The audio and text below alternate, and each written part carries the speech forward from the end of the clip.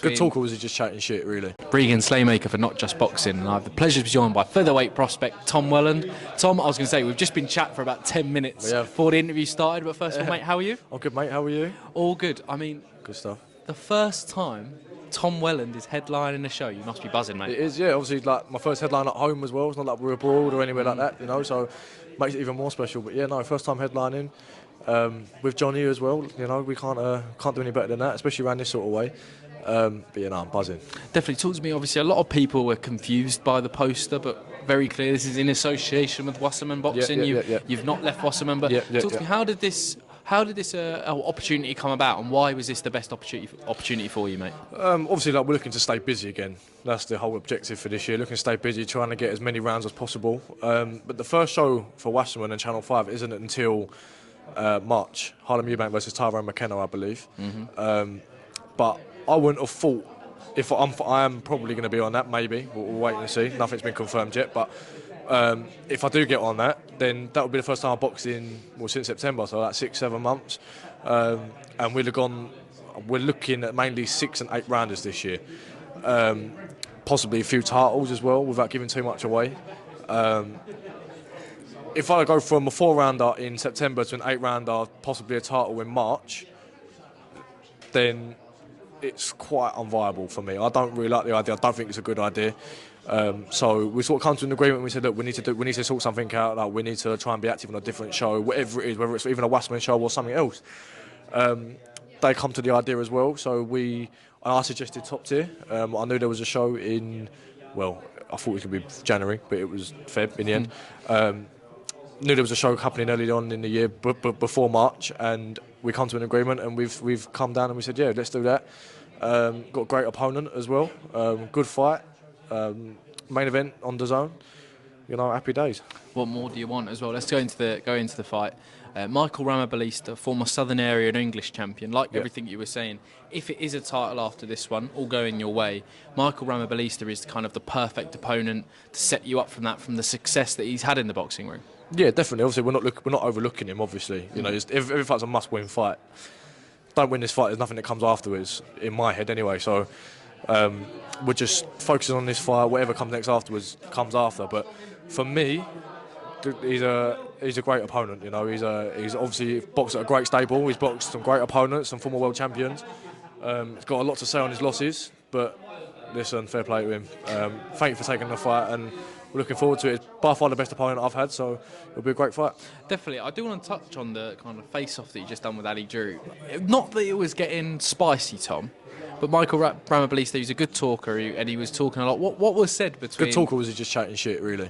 I mean, I've got to remain impartial, Tom, so I can't say too much, mate. Okay. But yeah, what was he saying on the face-off of Ali Drew over there? He was just saying I got a big target, but listen, I don't really give a fuck. There's one of those, isn't it? You can say that you've got a big target, but finding that target is a whole different thing. And I know that he's been in there with some great fighters, and he's saying that of his 10 or 12 losses, he should have won half of them or whatever it is, like whatever. Do you know what I mean? But I'm not an Ashley Lane. I respect all these fighters, by the way. I'm not an Ashley Lane. I'm not a Chris Bourke.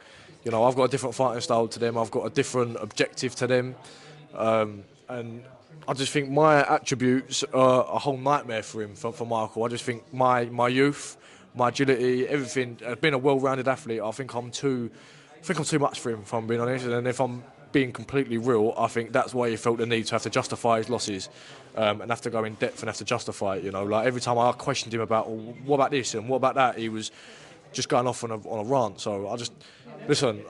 Whatever he wants, I don't really care. I'm just in there to do a job, get the job done, move on. But this is a must-win fight, and it's a great fight for me.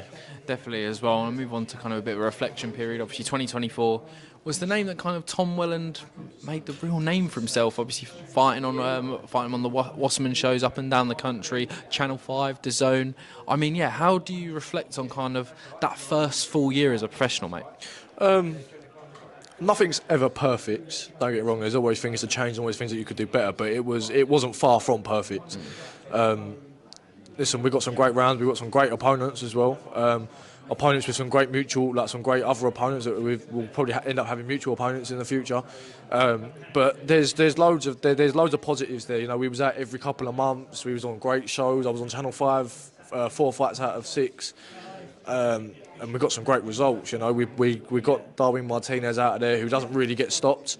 We boxed a veteran in Solano, and since then Solano's gone downhill a bit. But at that time, Solano was a great fighter. You know, he came to win as well. It's quite ironic actually, because Michael's saying he's coming to win, but then he says I've not boxed at this sort of level. Listen, I've been there and done it. You know, I've been there and boxed at this level. He might not know. Listen, that's the first time I've met him. He don't know me. I don't know him. You know, so I've boxed at this level. But in terms of reflection, 2024 was a perfect breakout year for me. And we said at the start of the year that this year will be a breakout year. Like, we're gonna really take the division by storm. And there's a couple of media outlets that have said that I've taken the featherweight division by storm and really like stapled my name into that featherweight division. Just gonna keep climbing the ranks. And this is a perfect fight for my first fight of 2025. Definitely, and I'm for one looking forward to being in the Brentwood Centre, mate, as well. And I'm touching on those 2 wins against Marvin Solano and Darwin Martinez. 2 fights last year that you showed kind of they're I don't want to call them journeymen, because they're a bit better than that, if that makes sense. They're probably the higher end of a level. But Marvin Solano, we've spoken about that fight before. Yeah. You outfought the guy who was there to try and outfight you. Well, number 1, and then 2, Darwin Martinez. You stopped a guy I think's only really been stopped by Andrew Kane, who's a banger. Let's say it the way. I mean, banger. Two fights, kind of. Yeah, putting it politely, Andrew. Don't come for me. Yeah. But yeah, like dynamite. Dynamite in his hands. But yeah, how do you reflect on kind of two of those wins, but the 2 wins that you showed 2 very different things in your game as well? I think with the Solano fight, I showed more trench, sort of like trench warfare, you'd say. Like, I was hurting Solano, but I could never find that shot to get him out of there. But he was always had that experience to like survive, and he'd push me down and he'd throw me to the floor. I know I didn't get him out of there, but I showed like good discipline in that fight. I didn't lose my head. You know, he wanted me to lose my head and walk onto one, basically. That was what he was trying to do. And we kept our heads and we just boxed to the game plan, and we basically gave him a 6-round beatdown. We showed something there, and then on a different case, we showed something else. Like, again, going into the trenches with Darwin Martinez, I caught him just on the way in, a nice little counter, but I read the situation in terms of like, yeah, he's hurt, like I can get him out of him here. And then I showed what I could have done against Solano if I had him really hurt and I saw it, you know. So again, 2 different things, but there's a good evolution there in terms of we hurt Solano, couldn't quite get him out of there, hurt Darwin Martinez, and we just stepped on the gas and just showed the improvements from that 6-month difference, you know. So yeah, very happy with those 2 performances. I think those 2 really did put me on the map.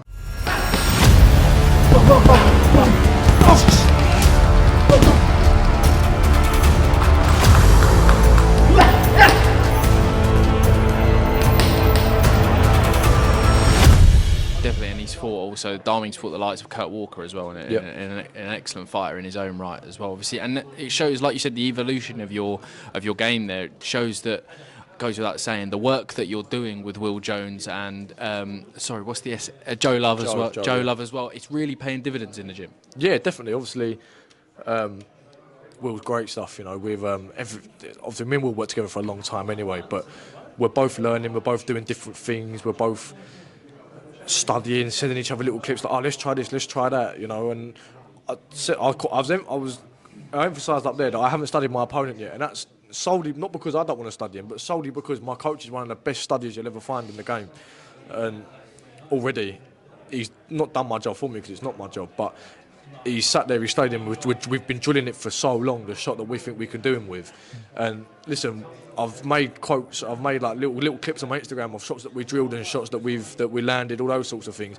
They work, like, and my coach is one of the best studiers you'll find in boxing. And so I've just left it down to him. But yeah, the gym's flying at the moment. You know, we've got Joe that's come in, we've got Arthur as well, another pad man who's come in. They're all great stuff, all got different ideas, and the training's quite diverse at the moment. It definitely is, and I look forward to coming to the new gym in it. It is a new gym. We're new Will Jones gym. Yep. I think where is it? Romford? It's in Collier Road, so yeah, basically still Romford. Basically. Collier Road, same. If you know where Romford is. Same thing. Yeah. You know where it is. Yeah. I was going to say, Tom, moving on as well. I see that your sister's been doing a bit of training as well. I mean, she's doing really well. Talk to me. Yep. I mean, brother and sister partnerships. Obviously, you've got the Fundoras at the top of the game as well. The Cruises, but Isaac and Erica Cruz. I mean. Yep. Ella, isn't it, as well? Yeah, are Tom and Ella Welland the next kind of brother and sister world champions at the same time? That's not for me to say. That's not for me to say if we're going to be world champions or not. But listen, she's got something as well, definitely. She's only 13, 14. There's going to be times now in this sort of period where she's getting to the older years in secondary school where distractions come around, you know, her mates go out partying and I had that same sort of distraction. You know, it's something for a young person, especially for her age, to keep herself on the straight and narrow and keep herself in the gym, keep training, you know, and keep perfecting your craft. Because at the end of the day, those parties not going to get you nowhere, you know. And until she realises that, and until she comes across that little hurdle, only then will she really start to excel in her boxing career. But so far, she's had national title. She's only lost once. It was a harsh loss as well.